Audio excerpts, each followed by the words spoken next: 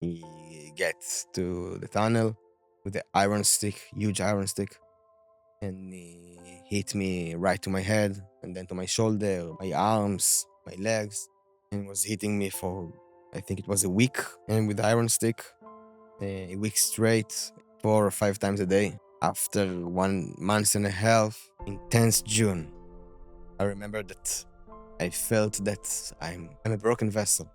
Even if they gonna teleporting me to my family right now, to my house right now, I'm never gonna be a normal person anymore. It's hard to say it, but I felt that they ripped my soul, completely ripped it. They succeed, and I felt like nothing left inside me anymore. So I decided to do a ceremony, like goodbye ceremony, breaking up ceremony, for myself, from everything that I've been, and for my family. It was a very, very hard moment for me. In this week's episode, we hear one of the most powerful survival stories of our time. On October 7th, Omer Wenkart was kidnapped from Nova Music Festival and held hostage by Hamas for 505 days, including 197 days in total isolation underground. He endured starvation, physical and emotional torture, and hopelessness. Yet, he found Hashem. This conversation is raw, real, and deeply human. Stay with us as Omer takes us inside his unimaginable journey from the horrors of captivity to the miracle of freedom. We've never gone this deep on a hostage episode before, but you will walk away so inspired. This episode is in memory of Shimon David ben Yaakov Shloima, as well as Miriam Sarabas Yaakov Moshe. You'll hear from our awesome partners at Mosaica, BitBean, Wheels to Lease, Woodman College, and United Food Healthshare. Oh, and one of my most favorite things ever was told to me right after we recorded this episode by Omer's partner, and I will share that at the very end. Here we go. Omer Wenkart, so much to discuss, but first, let's go back to your childhood. What kind of childhood did you have? You grew up in Israel? Yeah, I grew up in Israel. Till 7 years old, I live in Rishon LeZion. Actually, it's close to Tel Aviv. It's a big city. But when I was 7 years old, in 2008, we moved to Gedera. It was a small town. Now it's a bit bigger. So it was like very quiet and like family place. We moved to a bigger house. And most of my life I was in Gedera. It was like very, very delightful town life. It sounded like you had like a simple and happy childhood. Yes, It's nice. yes, I was like very good student in school. And then my last year in high school, I started working at a restaurant. And, I started like a piccolo at a restaurant. And then, I started serving in the army. I volunteered to the army because I have a colitis. And the army told me they don't want to get me to the regular service, so I decided to volunteer. It To was very clarify, so important to because me. everyone in Israel, you have to join the army, but Yeah, you we were have to. exempt because you had a medical condition. Yeah. But still, they told you said, I still want to join, even Yeah, though. it was very important to me because everyone in Israel served in the army, and it's part of us. People look about you like different if you wasn't in the army. When I was in the army, I still worked at the restaurant, and also after the army, and I started from the piccolo, and with hard work, I became the manager of the restaurant. And it was like my dream to be in the restaurant business, to manage a couple of restaurants. I supposed to start learning about that business in a college in Israel, like 2 weeks after 7th October. And it's really was like my dream. But then, you know, I went for the Nova party and my life was changed. The morning of what was the vibe? What were you thinking before all the craziness? What was the mindset like? Mindset of freedom, because it's a festival, it's a trance music festival. In Israel, those kinds of festival, it's like for freedom, for being who you are, no judgment. So me and Kim Damti, my very good friend, may rest in peace, went for the festival for a moment of pure freedom.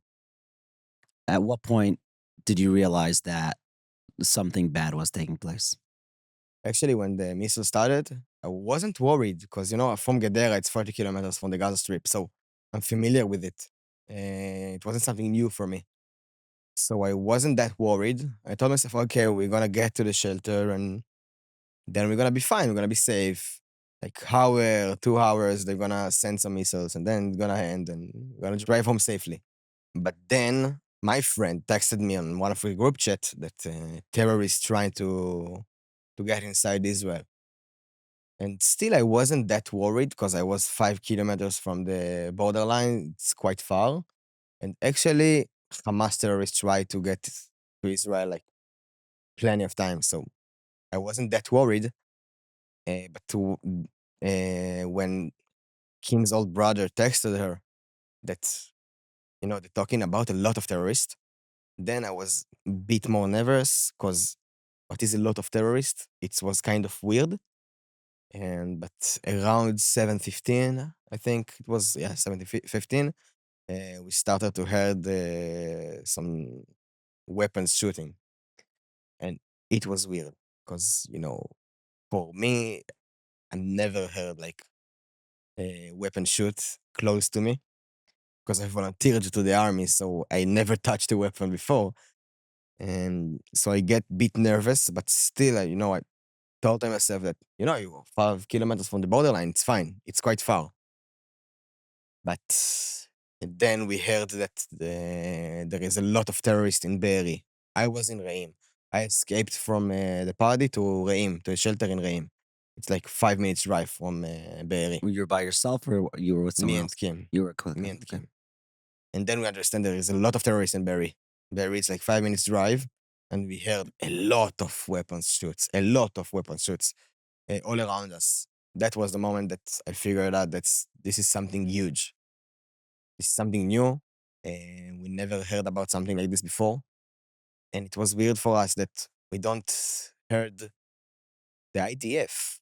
It was weird because, in Israel you feel really safe because of the army and the IDF. And I told to myself every second that it's fine, even if there is a terrorist here, the IDF gonna control it pretty fast. So I wasn't worried. But then we figured out, I'm not like a genius about weapons, but a lot of people in the shelter were warriors in the army. On Givati, Golani, Tzanchanim. So they told us that, listen, this is not a IDF weapon. It's an AK-47, Kalashnikov, and he's shooting on automatically. And, in the IDF, you are not allowed to shoot automatically.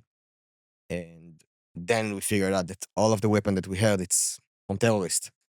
And when we understand this is in Berry, I also figured out it's only a matter of time until they're gonna get here to Reim, to our shelter. And like 10 minutes after, quite a bit after 7:30, 7:35, 7:40, terrorists get to our junction, to Reim junction, and they get to the shelter. And what happened?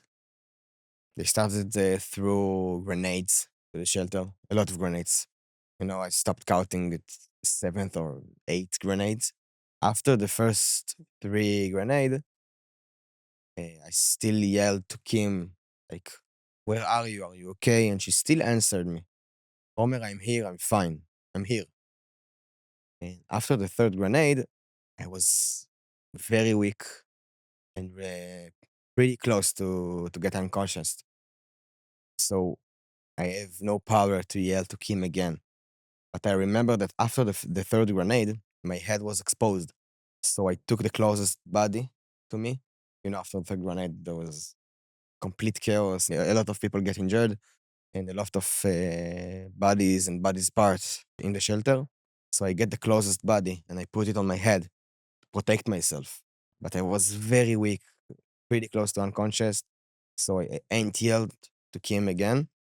But I remember that after the fifth grenade, I looked at her and I saw that she's still alive, she's still fine. But also after the fifth grenade, they set the shelter on fire. They put some gas on the bodies in the entrance of the shelter and they set them on fire. They're trying to burn us alive. It started getting really hot. A lot of smoke get into the shelter. It was madness and it was terrifying. And I remember that think it was 3 or 4 people went out of the shelter and then got shot. And only one came back. And then when she came back, she told us there is like tens of terrorists all around the junction. So told us not to go out because she went back for the shelter with like 2 bullets in her leg. But it was one moment that I like, accepted my death. I already completed with it. And then when I completed with it, I decided that I'm not ready for my family. Like, like less honor to my family. And I'm not ready they gonna get me today. Not in parts and not burned. So I decided to went out of the shelter. And when I went out, because I figured out that everybody that get out of the shelter got shot. If I'm gonna get out, they're gonna shoot me, and I'm gonna die, and it's doesn't matter. I'm already die. I'm going to die today. But if they're gonna shoot me, I'm gonna stay like my family gonna get my whole body and not burned. So I decided to went out of the shelter. And when I went out, and I saw like wall of fire just in front of me. And I walked through him, and I, like stand out of the shelter with my eyes closed, just like this. I just stand and wait. I waited for them to shooting me. And then I opened my eyes after like few seconds, and then I saw a lot of terrorists in junction. Some of them with the IDF uniform, some of them with the police uniforms. A lot of bodies all around the junction. And in front of me, it was like 7 or 10 terrorists with the weapons aimed on me. One of them waved with the weapon to the sky. He pointed on him and he told me, no, come here. And it was the moment that I figured out they're gonna kidnap me. They're gonna take me. Then one of them started walking to me. I peed in my pants. I really peed in my pants from fear. I was terrified. And he take my clothes off, tied my hands behind my back, and we start walking. After a few minutes, they put me on a track, uh, cuffed with my hand behind my back, and we started drive to Gaza. It's crazy to think that you accepted your fate, that you're going to die, and then you walk out of the fire and you realize that perhaps something more torturous is coming your way. What went through your mind of like accepting death, but now it's like, oh, you're going to be kidnapped now. What did your mind think? Actually, I remember at the beginning, I really wished that they, I really wanted them to kill me. I remember it. I really wanted them to kill me. And if they don't want to kill me, because, they could shoot me. I really, really wanted that the IAF, the Israeli Air Force, and were gonna kill me from the sky. I really hope that they're gonna bomb the truck. But then after 1 hour, they get me underground at, at the first and last time, because the next time they took me out of the tunnels was the day I was released, Wow. 505 days. And I remember that they put me underground, and the first thing that came to my head, it's like, Omer, this is your life now. You have nothing to do with the fact that you are kept by Hamas hands. It's not under your control. You have nothing to do with it. Prepare to the worst, because your family waiting for you in the end of the road. 2 months to 15 years, go. The exact same thing. And it was like a sentence that walked with me all of my captivity. Because that was the moment that I accepted my faith. I accepted it, and it's giving me a lot of power because I figured out this is my life now, and I need to accept it as soon as I can, and I can't deny it. And actually, this sentence like come to my head a lot of time. during captivity. And most of the time, it's giving me a lot of power to understand it that I'm gonna end up home. We're gonna dig deeper into that, but before at that point when you're being brought to Gaza, did you know what happened to Kim, or you didn't know? No, I didn't know. I prepared myself to the fact that maybe she doesn't survive that day. Because, I really walked out of the shelter to get shot. I really wanted it because I just couldn't suffer anymore. And if I was know that the, this decision gonna save my life, I will take him with me, like million of times. But I prepared myself to the fact that maybe she died, she didn't survive the day. But I prefer to believe that I'm gonna came back and to saw her and understand she survived.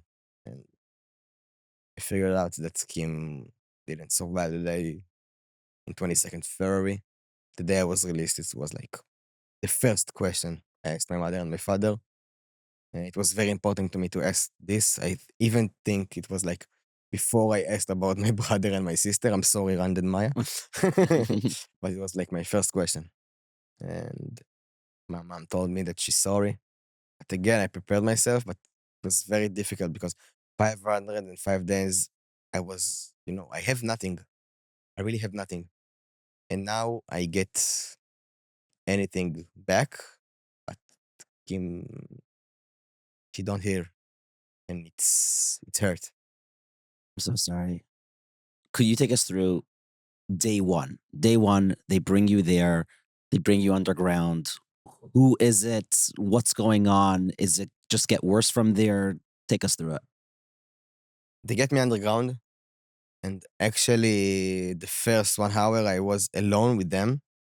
And I thought to myself that I am the only hostage in Gaza. Because I have no idea what happened all around the kibbutzim and Sderot and Ofakim.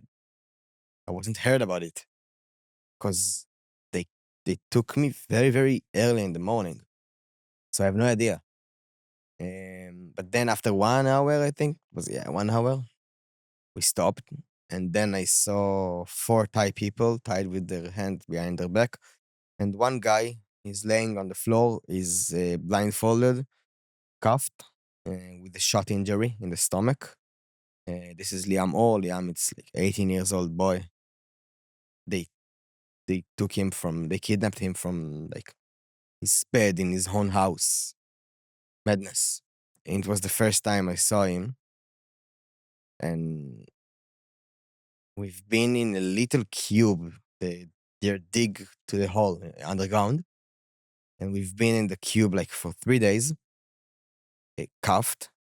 And the only thing that happened in the first 3 days, they're just beating us up, really beating us up. They won't stop for a moment.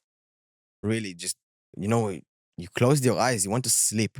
And anytime they saw you closing your eyes, just beating you up, like fist, and they kicked on us, step on us, and with a weapon to our faces, to our ribs, to our legs.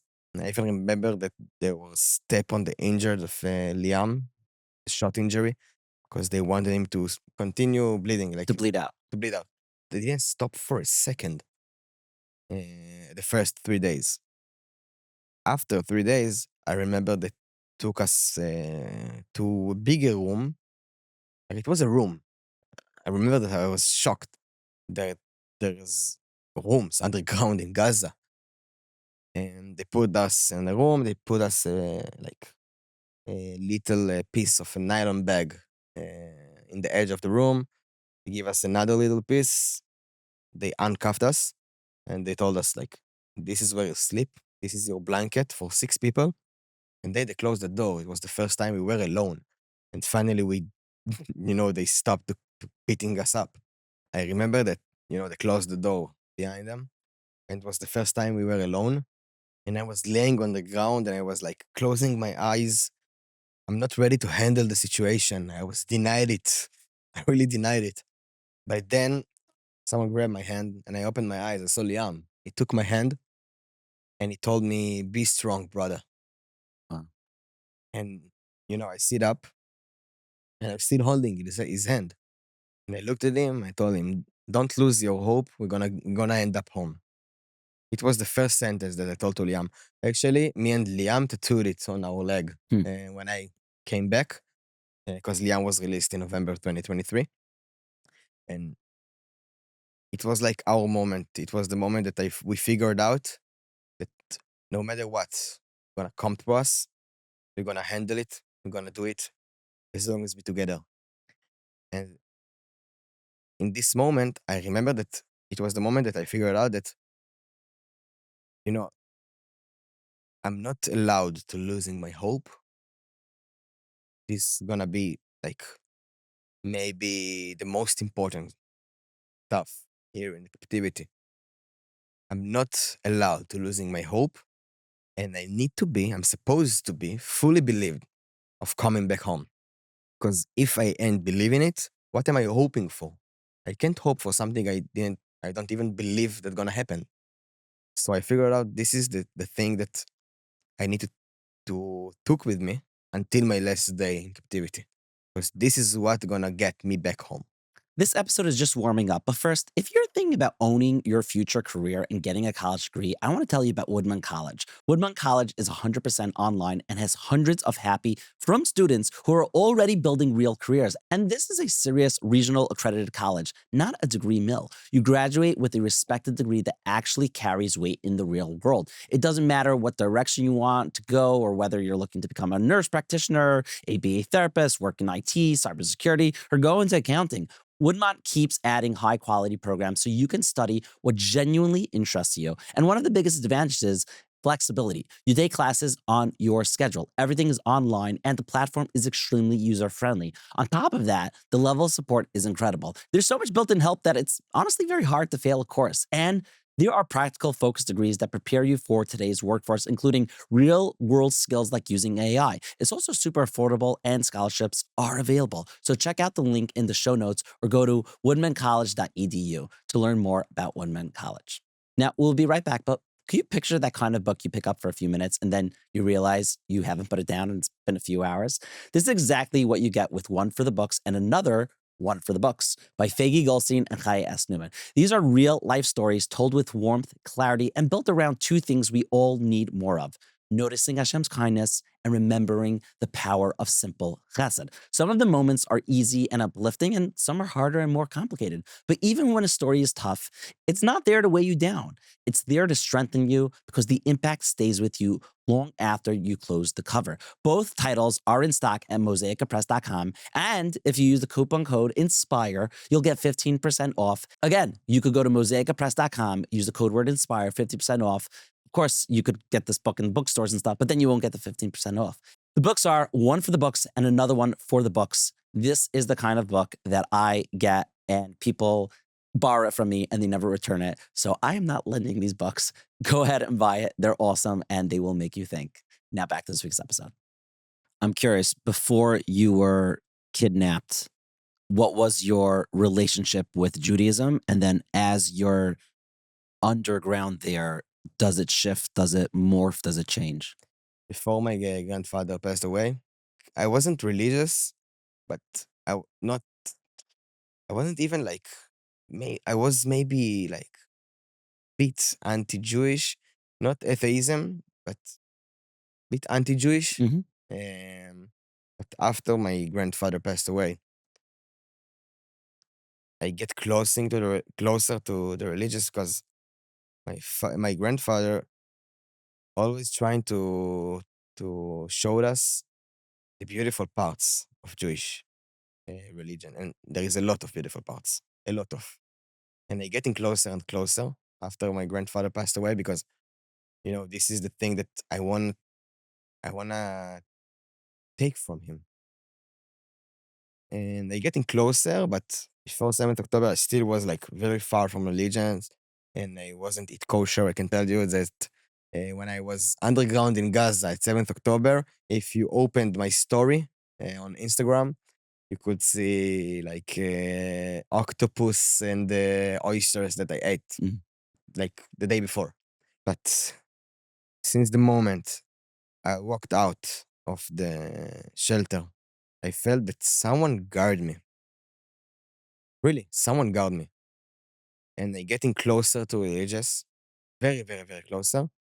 And I can tell you that I think that the sentence that described it perfectly, that I was 197 days alone in captivity, and I didn't felt alone for a second. For a second. 197 days alone, and I can't say that I felt lonely for a second.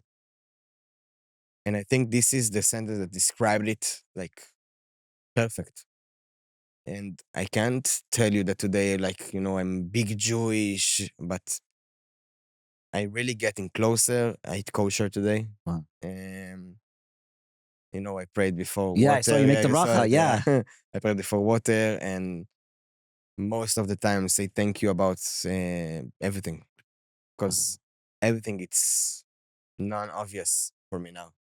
And I appreciate everything, and I believe that I'm appreciate everything, but all of the things that I have right now, it's from God, really. And believing on back on get home, it wasn't like just believing it. I really believed that someone gonna get me back home.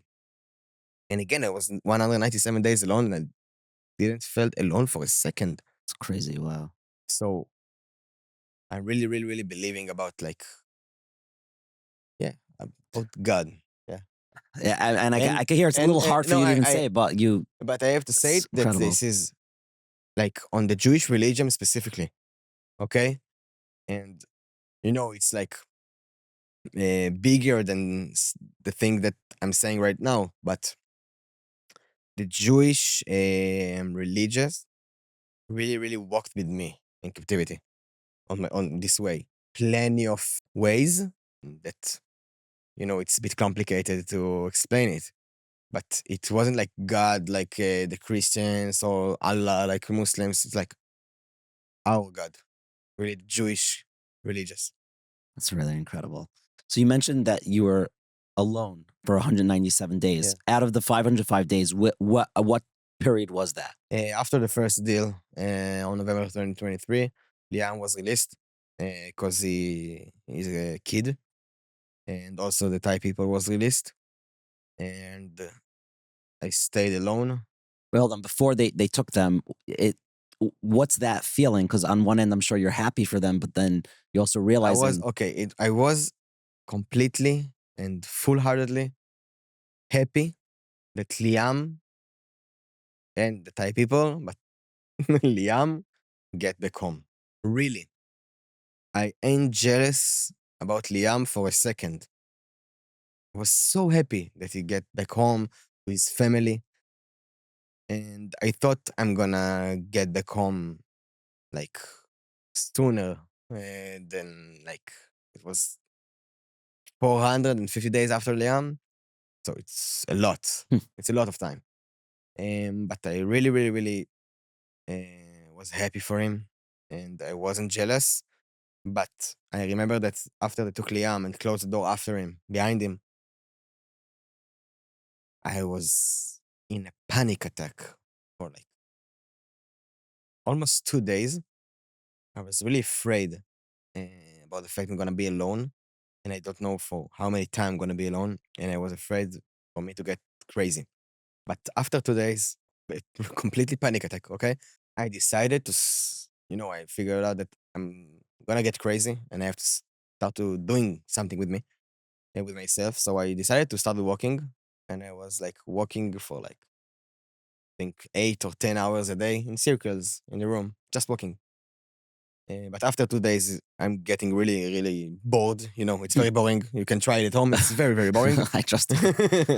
And then I decided to starting to practice a little bit, to work out. And I was doing like push-ups and sit-ups and squats. And I even get a 1.5 liter bottle of water, and I put sand inside, and it was like a wait for me. Mm. And I'm doing a little bit in the morning, a little bit in the evening. But after 3 days, I'm getting really, really, really bored. It was very boring.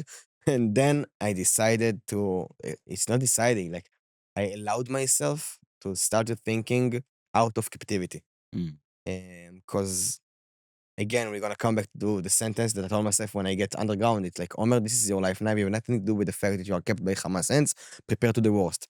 And the first part of the sentence, like, Omer, this is your life now. This is mean that the only thing that I'm thought about, it's what happened here in captivity. It doesn't matter what happened upstairs. It doesn't matter what happened in the tunnel just next to me. It doesn't matter what happened before 7th October. It's irrelevant. The only thing that I'm thinking about, it's what happened here in this room and with the 8 guards behind the door. But then I allowed myself to start thinking out of captivity. But then I figured out that if I'm thinking about my past, I'm getting really, really, really weak and really painful. And it's really getting me weaker. But if I'm thinking about my future, it's something to hold on. Mm. And it's giving me a lot of power. It like push me in that way.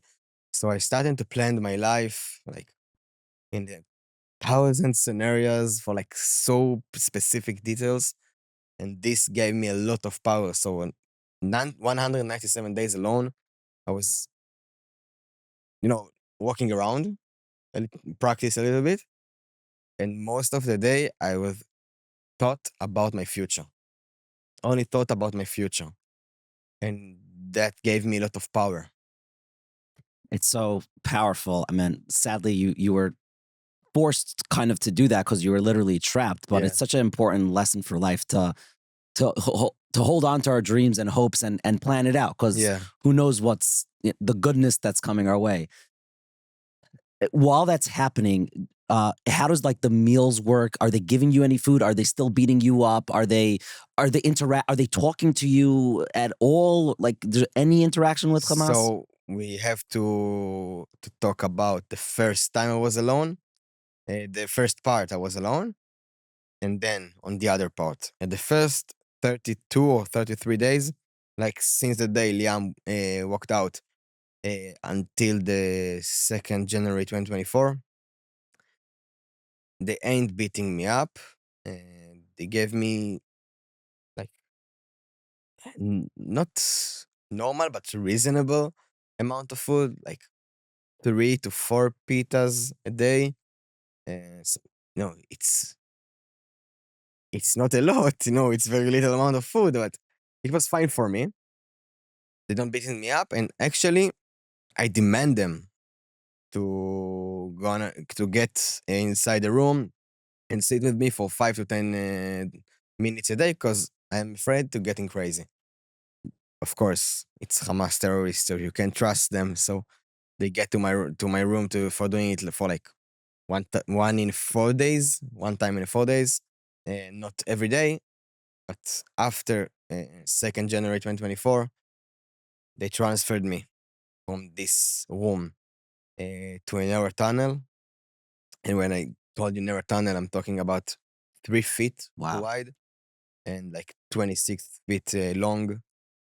They put matters on the floor in the middle of the tunnel and they dig a hole for my needs, like 3 meters for my head. And they closed the door. And then the crew who guard me switched. And the second crew, like the new crew, guard me, was like very cruel, very cruel. And they decided that their goal is driving me crazy. And they said it to me, like specifically and clearly. Our goal is getting you crazy. This is what we are. This is what we are doing here. And then the amount of food getting lower and lower and lower. They ain't spoke with me at all. It could be like days that I ain't hear anything, anything. And underground, it's complete silence. Okay, it's complete silence underground. You really heard nothing. And it was very hard to me. And I remember that at the first 4 day with that crew, I was like in the beginning. I was laying on the ground. I closed my eyes. I denied the situation. I couldn't handle with it. And I remember that each time I opened my eyes, every time I opened my eyes, I getting like a real panic attack about how the wall is closed to me. I was open my eye, getting like terrifying, and close them in a claustrophobic attack, really claustrophobic attack, because the wall it's like here, and it was crazy. But after 4 days, I remembered again on the sentence that I told myself in 7th October, Omer, this is your life now. You have nothing to do with the fact that you are kept by Hamas hands, prepare to the worst. The conditions that I've imagined on 7th October, it's way worse than this. So shut up and say thank you. Just shut up and say thank you. Like you eat every day and not every 3 days, thank you. You have water here every time, say thank you. They don't beating you up 24/7, say thank you. You sleep on the mattress, say thank you. The first 50 days, you slept on the floor. You are alive after 7th October. You get out of the shelter alive, say thank you. And I switched all of my perspective. And that gave me a lot of power because now I'm thankful. And this is a message that I'm really looking for everyone to hear about it. That thankful, it's maybe the most important thing in my life now, right now. Because that gave me a lot of power and captivity when I was alone on a narrow tunnel. I ate nothing. Nothing. I ain't spoke with anyone. I felt that I'm getting crazy, but I was thankful. And that gave me a lot of power. I opened my eyes on the morning, and the first thing that I've done, it's just say thanks to God and to pray that I'm still alive, that I ate yesterday. I don't care how many that I ate yesterday, but I ate yesterday and I'm gonna eat today. I opened my eyes yesterday and I saw something. I have light in my room. I saw something. I'm alive. And I'm saying thank you about everything. And that gave me a lot of power because, I was like 160 days alone after that day. And that gave me a lot of power. But then, at first May, it was, yeah, I think it was 2nd May or 3rd May, one of my guards getting really crazy because his dad died from the shooting bombs of the IDF. And it's very important to say that his father was a big general on Hamas. He told me it after it in Israel. They told me this, and it was a big general of Hamas. Yeah, big He's big general terrorist, terrorist. bad guy, Yeah, killing tons of he people. have Yeah, blood on his hand, yeah, and he's like someone that how we gonna say it? Baruch Hashem, yeah. he's dead. Okay, and but his father is dead, so he getting crazy. And then for months and a half, he started to starve me on purpose and humiliate me, abusing me, to torture me mentally and physically, and almost abandoned me. Gave me like half pita to pita every day, full of mugs. It was completely green. And he put it on the floor, like the floor full of sand, of hair, of bugs.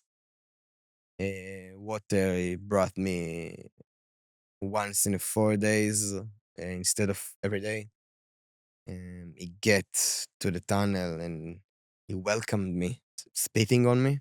Every 2 or 3 days, he told me to stand up, to walk to the edge of the tunnel, to stand above the hole, to open my eyes, to open my mouth, and he sprayed on me on bug spray to my eyes, to my mouth, all of my body, and then he walk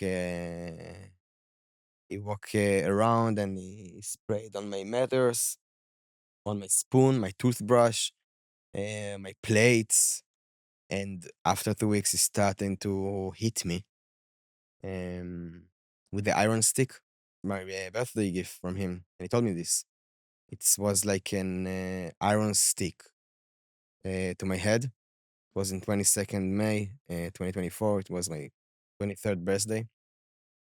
And he gets to the tunnel with the iron stick, huge iron stick. And he hit me right to my head and then to my shoulder, my arms, my legs, and was hitting me for, I think it was a week with the iron stick, a week straight, mm, like 4 or 5 times a day. You get into the tunnel and doing it. And after 1.5 months, intense June, I remember that I felt that I'm a broken vessel. Like, even if they gonna teleporting me to my family right now, to my house right now, I'm never gonna be a normal person anymore.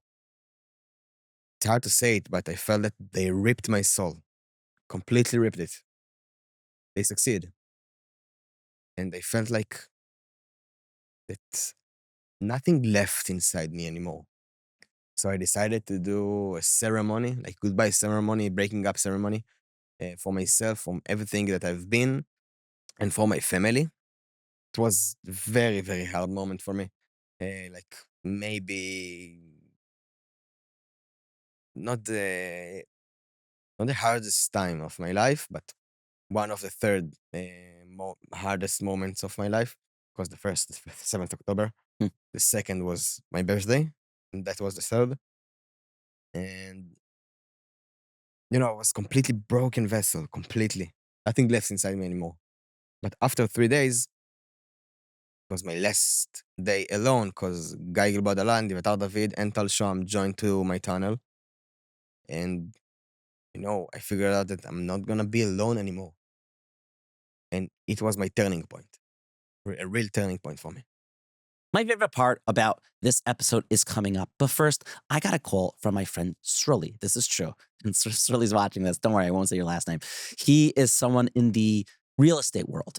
And he is great. He's running a very big company, very unique company. And he told me, he's like, hey, we're at a bottleneck right now. There's a lot of people, a lot of systems, and the business has within it multiple businesses.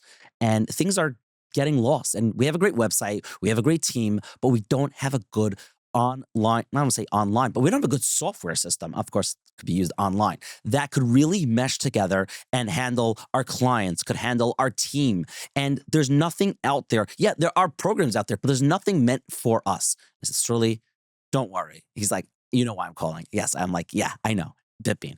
Of course, he could have gone to bitbean.com like you should and could, but I gave him the number. I gave him actually Alex's personal number. I said, call Alex. He will walk you through it. They're great. And what I love about BitBean is they're not pushy. They will sit down with you and they will respectfully hear you out and then come back to you with a game plan. And if it doesn't work for you or the budget doesn't make sense, like that's fine. They could work with you or they'll step away. They are the real deal. It's created by really smart people who care and are very good at figuring out puzzles and creating systems. So if you're in real estate, if you're in healthcare, I know one of you nursing home people are watching this. I'm telling you, BitBean can really be that thing that your competitor is going to try and take them to the next level. Why be them? It could be you. So real estate, nursing homes, tech, I don't know, whatever it is, go to bitbean.com and start your business's future today. Now, I was actually driving with another friend. His name is Yoni. And he's like, wait a second. Wheels at Least actually has the best prices. And I said, what do you think we're doing at Living L'Chaim? We're not just promoting like just a random car place. This is the best. And that's the truth. They literally have the best prices. And if you're watching this, you can see on the screen all their January specials. For $0 down, you can get a Honda Accord SE for $629 a month, fully loaded, or a 2026 Kia Carnival for $49 a month, 0 down. And maybe I don't know, it's not in your budget. You want something less. Okay, let's say you have $300 to spend. Boom, for $289, $0 down, a 2026 Nissan Rogue AWD SV. Again, this is $0 down. A lot of places are like, yeah, we have the best prices. And then it's like, oh, just put down $5,000. Shkayach, thank you. Literally, they have the best prices when it comes to cars. Hurry. These January deals are soon over. But the truth is, when it comes to getting the best deal, Wheels Lease is always having new deals every single month. So reach out to them. That's 718-871-8715. Send them an email, inspire@wheelslease.com. Go to the website, wheelslease.com/inspire, or directly WhatsApp Saul in the link down below in the show notes. Now, when my brother heard about United Refua Healthshare, to be honest, he was like, this is kind of too good to be true. And a lot of times when something is too good to be true, it's not accurate. So he did the research and he looked into it. He's like, this is real, and we have to do an episode on Kosher Money about this, which he did. And as you all know, you cannot pay to be on Living L'Chaim. We've had offers, but if the audience doesn't need it, doesn't want it, we don't want to have you. We did it. They did not pay to be on, and it was mind-blowing. I'm going to link it down below. But it's really brilliant what United Food Healthshare is doing. It's not necessarily for everyone, but if you are interested in potentially saving thousands of dollars a month and hundreds of thousands of dollars a year, if you have a big family, then go ahead and check out United Food Healthshare. It is way more cost effective than alternative traditional healthcare options. And it might not be for you, but it might be for you. So definitely do your research, watch the episode, or give them a call. They are very, very, very transparent. They'll tell you what they do and they'll tell you what they don't do. Go ahead and check them out. You go to unitedrefuahs.org or click the link in the show notes. And you could also click the link in the show notes to watch the Kosher Money episode with them. Now, back to this week's episode. Can you explain your emotions when you get to see them and talk to humans? Wow. Like, at the second that I figured out that I'm not gonna stay alone anymore, I was like jumped from sitting to standing and I was starting yelling that I'm so excited. I can't say that I was happy or something because there is no happiness in captivity. But I was really excited because I figured out that after 197 days alone, I'm not gonna be alone anymore. I have someone to lean on, and it's my turning point. My mental situation is just gonna improve from that moment. And I was pretty excited about it. And I remember that the first time I saw them, after the terrorist went out of the tunnel, the first thing that I said to them is like, listen, I was 197 days alone. I need a hug. Hmm. I need a hug. I need to feel something. I need you to touch me. It was like this. And I was like, my eyes was completely madness. I was like crazy. The 197 days alone, like, was like, listen, I don't want to sound weird, but I need a hug. Please hug me. It was crazy. But they looked at me and they said, like, of course, like, give it to me. And this is the first thing that we've done, like hugging each other. And since that moment, they became my family. Really, like, my sentence about us is like, you don't pick your families too. Because, in Hebrew we say, mishpacha lo bocharim. In English, like, you don't pick your family. And you say it about your family. And for me, it's like the second movie about it. Like, you don't pick your family too. Because they're my family. 100%. No doubt. They're my family. And I handpick them. I handpick them also. And it was like, I was with them for 250 days, like 4 or 5 days before I was released. They transferred me and Tal from Gan Deviatar because Tal Sham was released at the same day that I was released. And we really became a family. A completely one unit, unbreakable, so strong. We were so strong together. And I couldn't say that the condition wasn't affect us or the way that Hamas terrorists treat us not affect us, but we were strong in front of it. Even if it affect us, we could say that this is the thing that affect between us. But we were like a strong one unit, united unit. And I think that if in 10th June, 3 days before they get to my tunnel, I was teleporting to my family, to my house, to my comfortable place, I've been a broken vessel until that day. I sing on Gaia, Vitar, and Tal like my lifeguards because, you know, they helped me to get my mental situation improved, my mental health improved on captivity. And it's very important. It was very important. And, all of the process that I had with them was, it's like very important for who I am today. A few things. First of all, to me, it's so clear from like the outside perspective that when you were the most broken and you needed it the most and you're looking up towards God and just like, I can't take this anymore. That's when you got your next family. It's like so clear that Another thing that's gonna be complicated to explain to you about my relationship with God, that's one of them. It was like the exact moment that I needed them, they get to the tunnel. and also like we always hear our whole lives the concept of like loving your brothers and your sisters and the Jewish people we're one nation and even just in general like two is better than one. I don't think I've ever heard a more clear example of this idea of someone being there, of you just needing that hug, and then, of course, like you mentioned, those 250 days. Actually, like I'm sure it was brutal, but everything changed when you just had another human being with you. It really saved you. It's really powerful. Of course. And I have to be honest that the condition getting worse because the food now it's split to four people and the water splits to four people. And now all of the tunnel, it's like 4 meters stick to each other and 1 feet from the head of the last meters, it's the hole for our needs. Wow. So the condition getting It's nothing. worse. That's purely that's No, someone slipped that with his head on the hole. where you had to go to the Yeah, bathroom. yeah. So if now I'm waking up in the middle of the night and I need to go to the bathroom, I have to wake him up and told him, listen, you, Wow. you need to see it because I'm gonna open it. And yeah, it was madness. It was madness.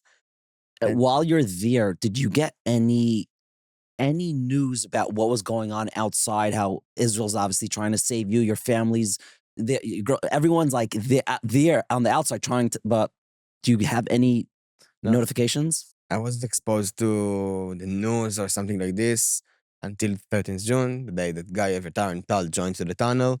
And then they was exposed to the news and Mm, the radio, even the Israeli radio, they heard every day. And then they doing me like a recap mm, from 7th October until that moment. And then I get a lot of information.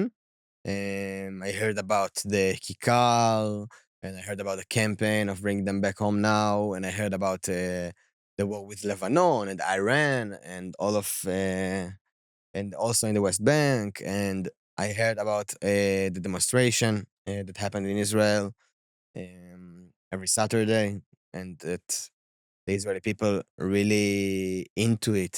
It's important to them. And I really believed in the Israeli people all of the time.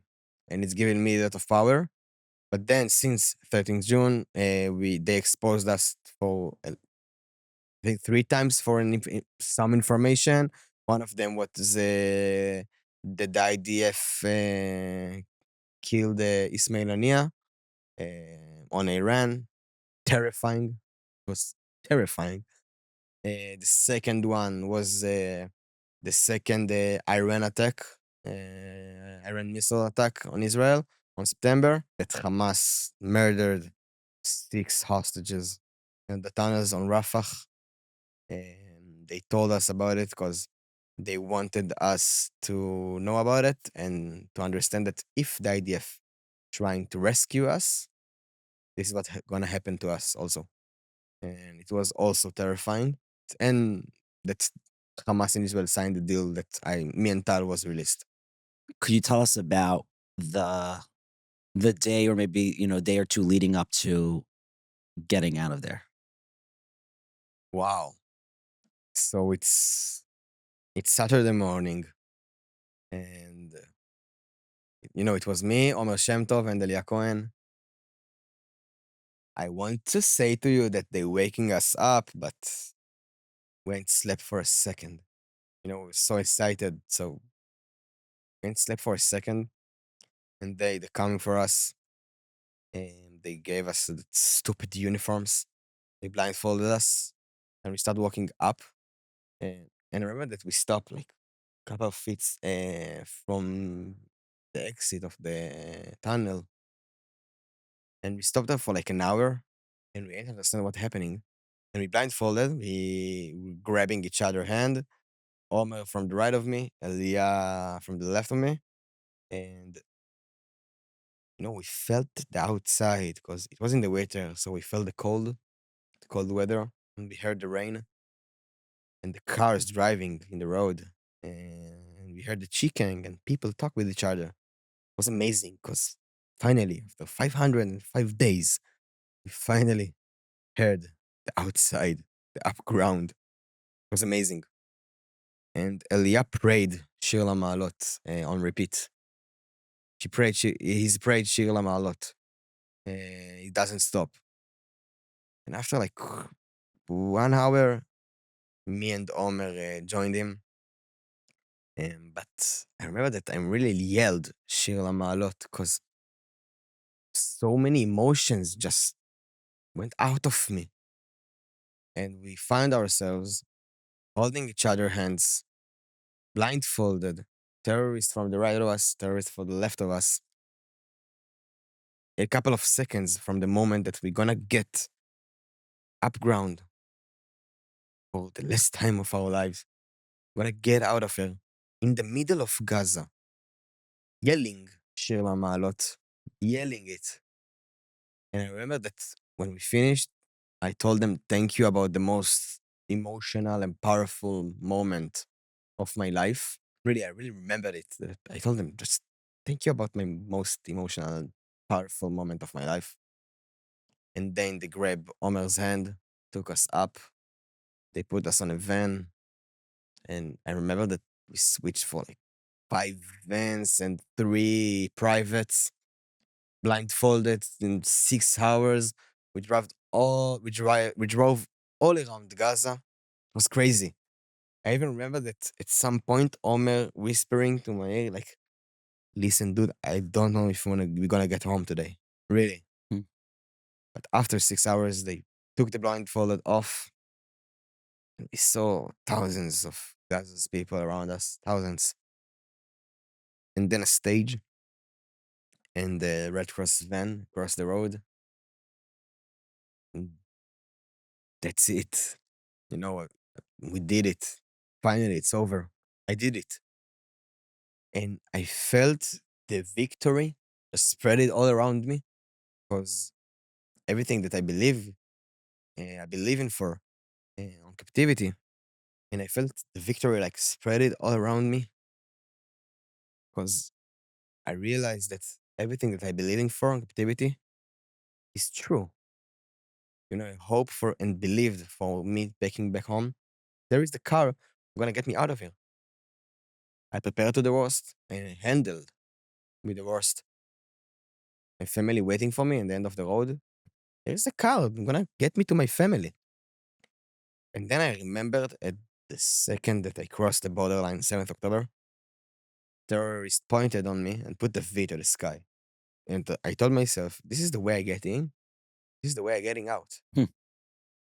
And I put the V to the sky. The peace sign for, Yeah. peace sign. Yeah. Hmm. and we get to the stage, we've done a lot, a couple of minutes of show Hmm. on the stage. And they put us in the Red Cross van. The 10 minutes we get to Netzarim. There we saw the IDF for the first time. From Netzarim, the IDF took us to Rim base. In Rim base, I met my parents, my father and my mother.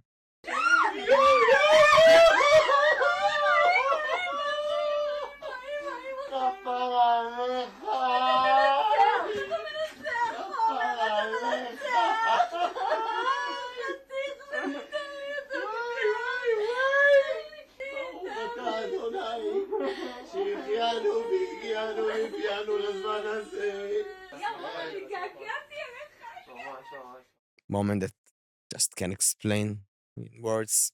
Really, so many emotions went out of me, and emotions that I'm sure that there is no real name for that emotions. It was amazing. That was the most powerful and exciting moment of my life. Hmm. Then they took us from the with the helicopter to Bellinson Hospital, and I met Ran and Maya, my brother and my sister.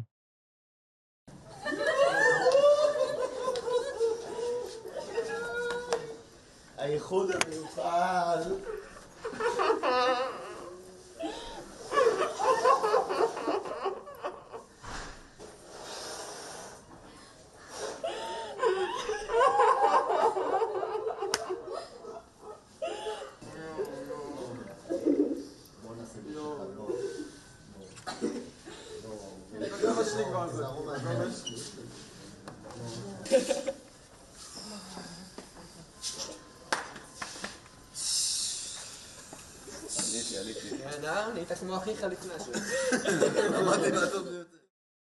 And that's it. It's whole again.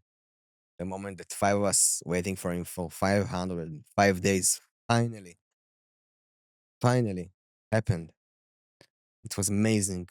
When you're in the hospital that first night, are you like pinching yourself? Like, is this real? Like, because you just went from the worst crazy situation.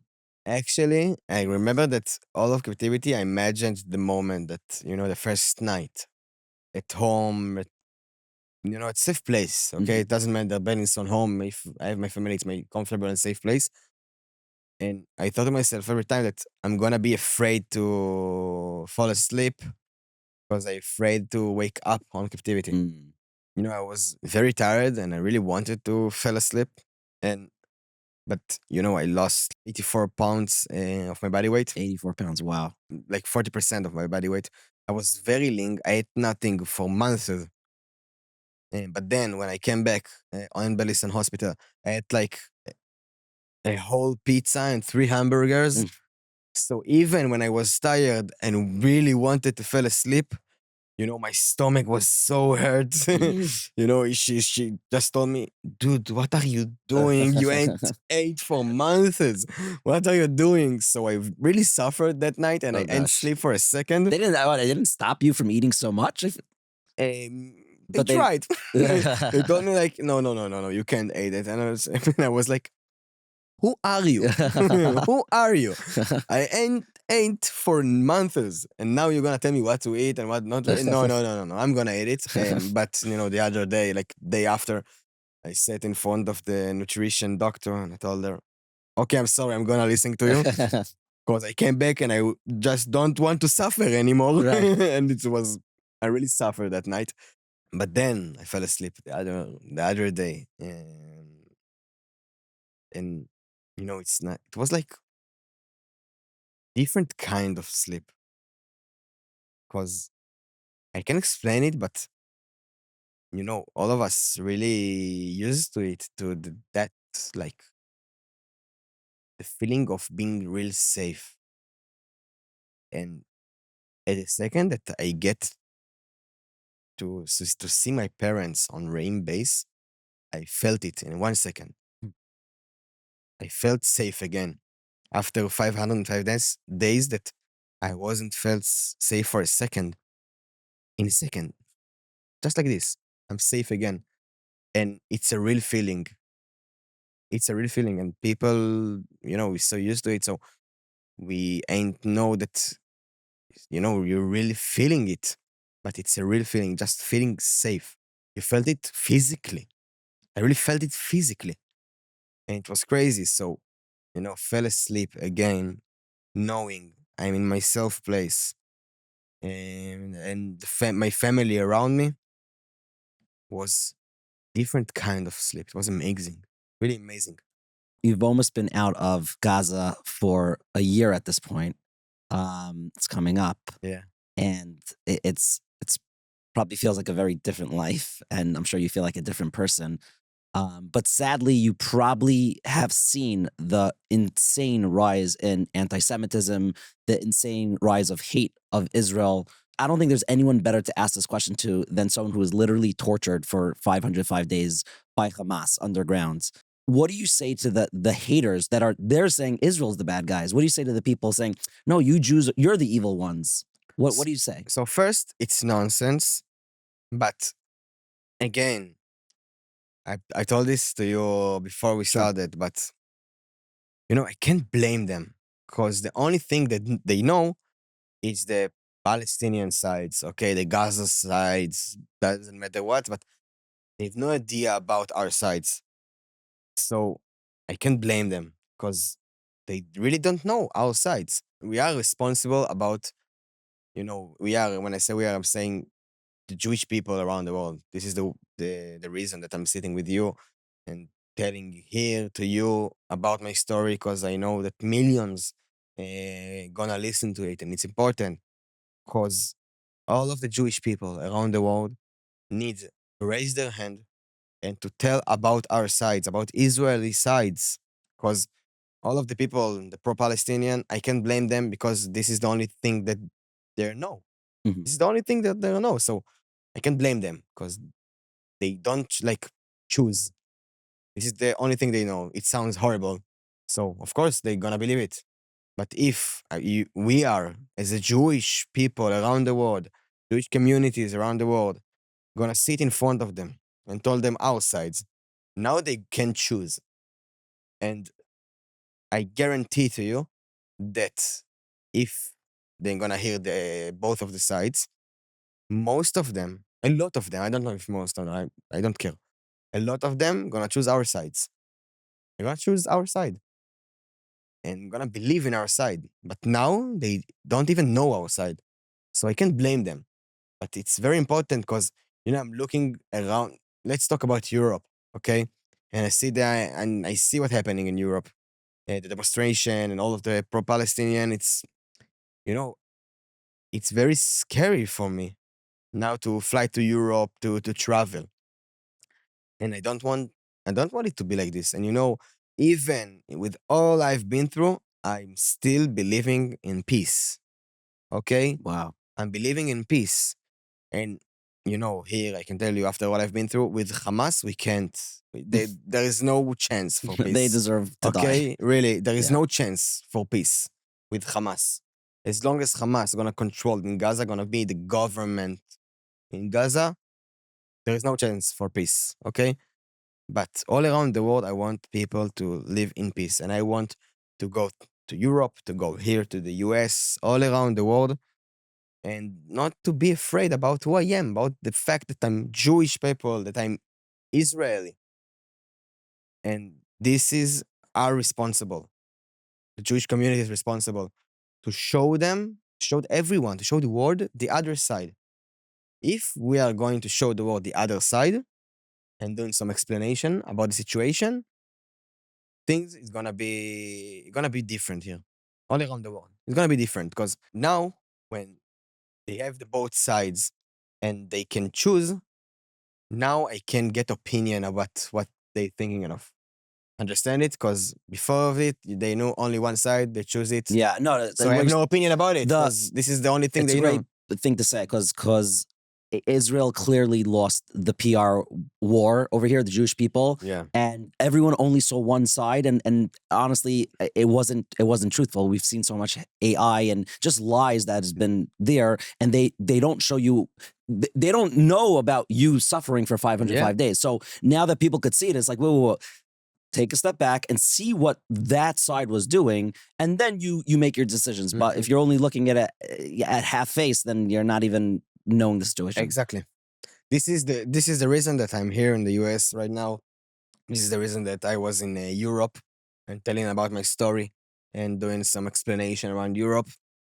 This is the reason. And I do want to say, I do want to give a plug for you that I know you are going around. So I was in contact with Michal, who's been helping you. Yeah. She's the best. Yeah, she's the best. And for Of course.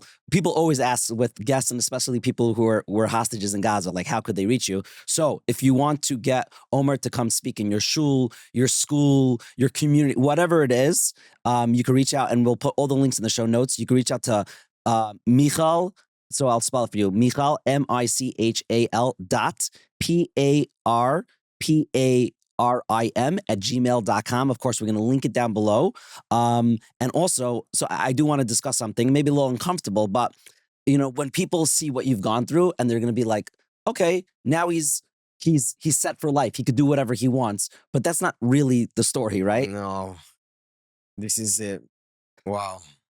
This is a long process of rehabilitation, a long process. And now, I'm sitting with you and I'm smiling and I'm happy and everything is fine. But, there is times that I'm not sitting here in front of the cameras and I need to handle with a lot of stuff because there is a huge bag that I'm taking with me everywhere I go. And I'm still fighting.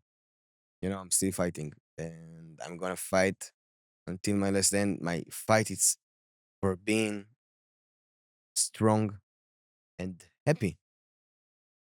But honestly happy. And it's a lie to say that I'm not happy and I don't feel any joy or happiness.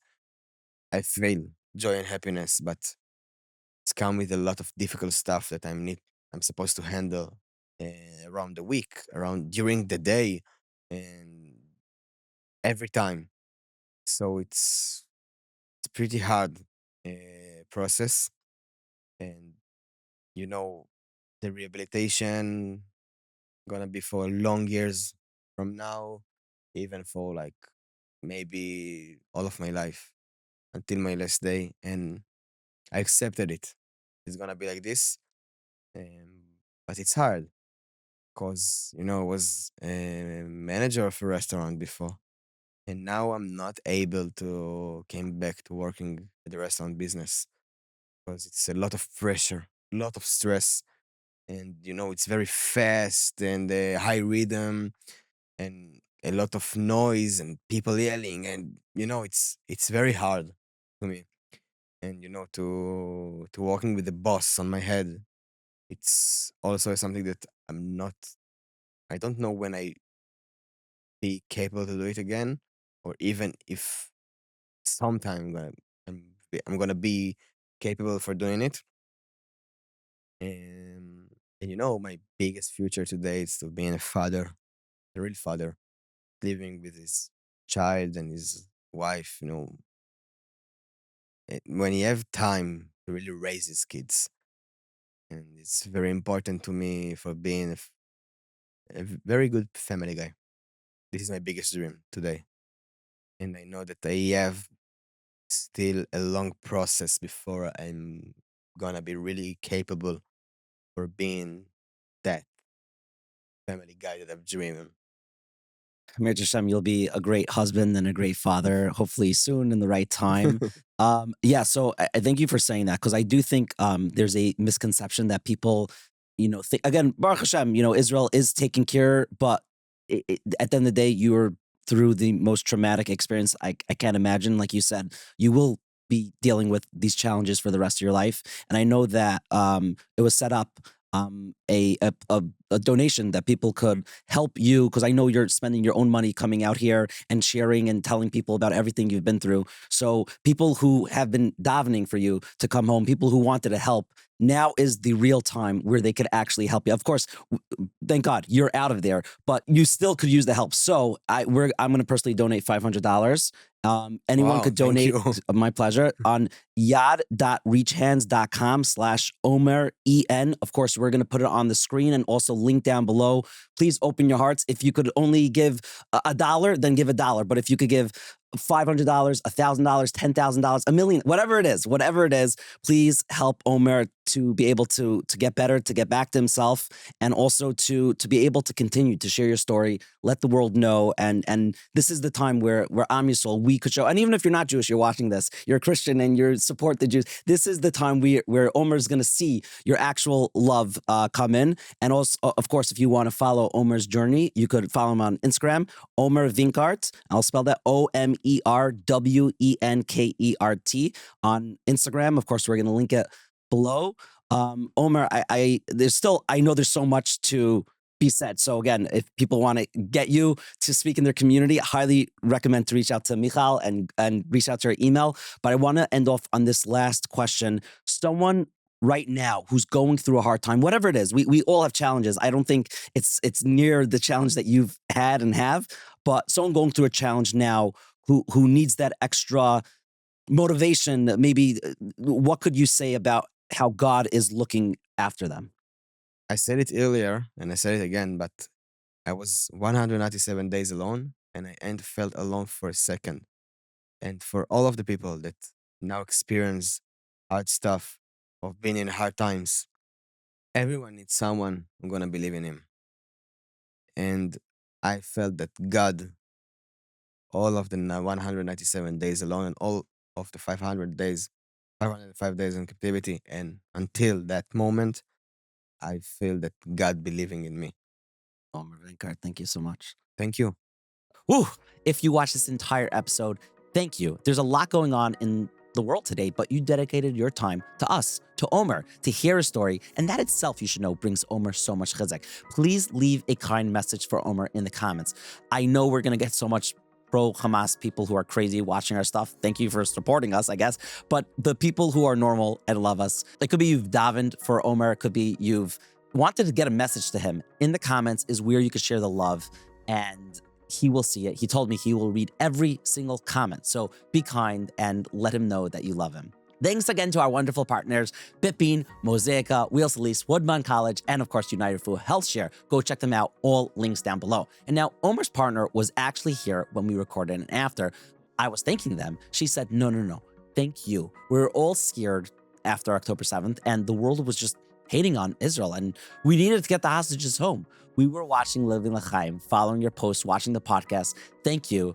And to me, it's wild that we were able to be a source of chizuk for some of the people who needed it most in the world. And I feel really blessed and honored to do what we do, and so thankful to all of you for joining in, because without you, we literally could not do this. Now, here's my wildest takeaway from Omer.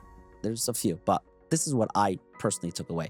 Omer Wenkart spent 500 days in captivity and 197 of them completely alone. He said something I'll never forget. I was 197 days alone, and I never felt alone for 1 second. Because even in total darkness, he felt a presence, a strength greater than fear. It's not about knowing every answer. It's about trusting that you're being carried when you can't walk on your own. Hashem is there. In a world full of noise, distractions, and endless opinions, maybe we all need to quiet the world for a moment. Less WhatsApp, heck, maybe less podcasts, less social media, to block out the chaos, the headlines, the fear, and listen for that still small voice inside us, because that's where peace begins. That's where Hashem meets you. Not in the noise, but in the silence. And you can talk to him, and he wants to hear from you. Omer's story is a reminder that even when everything is stripped away, you're never truly alone. Hold on to that truth, carry it with you, and let it remind you, Hashem is here, Hashem is there, Hashem is truly everywhere. Remember, inspiration's everywhere. L'chaim.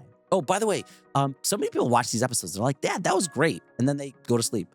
Go ahead, if this really moved you and you felt something, share it with your chevra, share it in the WhatsApp groups, on the status, on Facebook, on MySpace, on the fax. Send someone a fax of this episode. I don't know if that's a thing, but share it with one person in your life that it can make a difference to. Thank you so much. I appreciate you all. L'chaim. Also, I wanted to remind you that the fundraiser is going on for Omer, so please open your hearts, give what you can. The link is down below. Living L'Chaim.